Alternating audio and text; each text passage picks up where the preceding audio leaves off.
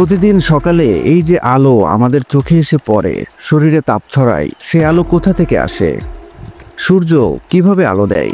কিভাবে এত দূর থেকে এত শক্তি পৌঁছে দেয় পৃথিবীর প্রতিটি প্রাণে?